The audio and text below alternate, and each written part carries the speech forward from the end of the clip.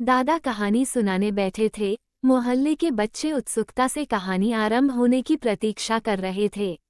दादा बोले, एक गांव में एक कुम्हार था।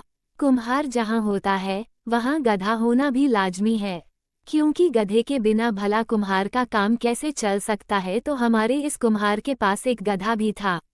गांव में अक्सर लोग जानवरों के भी नाम रख देते हैं।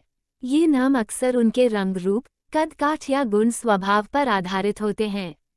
हमारे कुम्हार का गधा खच्चर जितना ऊंचा था, इसलिए कुम्हार उसे लबू कहता था।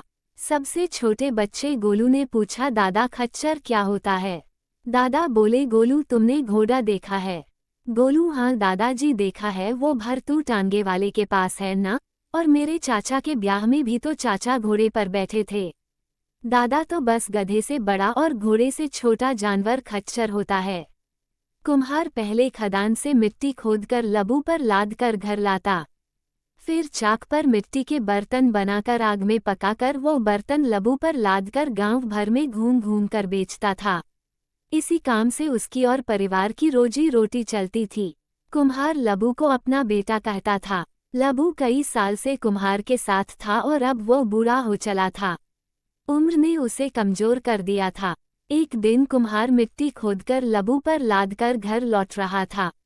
अचानक बरसात होने लगी। लबू फिसलकर लखआया और एक गहरे गड्ढे में जा गिरा। वो गड्ढा असल में एक सूखा कुआं था। अपने गधे को गड्ढे में गिरा देख कुम्हार घबरा गया और उसे बाहर निकालने के लिए जतन करने लगा। कुम्हार भी बूढ़ा और कमजोर था, गड्ढे से बाहर नहीं निकाल पाया।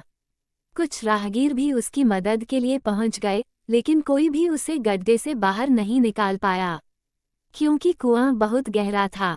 गांव के सरपंच चौधरी रुलद शहर जा रहे थे। भीड़ देखकर रुक गए। जब लोगों ने उन्हें सारी बात बतलाई तो वे बोले, मूर्खों, तुमने बचपन में प्यासे कौवे की कहानी नहीं सुनी थी? लोग बोले, सरपंच जी सुनी थी। कौवे ने सुराही से पानी पीने के लिए क्या जुगत लगाई थी? उसने सुराही में कंकर पत्थर डाले थे, पर यहाँ पानी नहीं, गधे को बाहर निकालना है। चौधरी बोला, बात तो एक ही है ना, तुम पत्थर नहीं मिट्टी डालो, मगर थोड़ी थोड़ी डालना। गांव वालों ने फावड़े की मदद से गड्ढे में मिट्टी डालना शुरू कर दिया।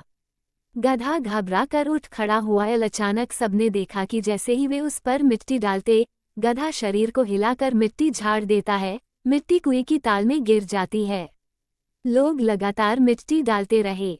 गड्ढे में मिट्टी भरती रही और गधा उस पर चढ़ते हुए ऊपर आ गया। अपने गधे की इस चतुराई को देखकर कुम्हार ने खुशी से गधे को गले से लगा लिया और सरपंच व राहगीरों का धन्यवाद कर अपने घर लौट आया। राहगीर सरपंच की अक्लमंदी की प्रशंसा करते रहे।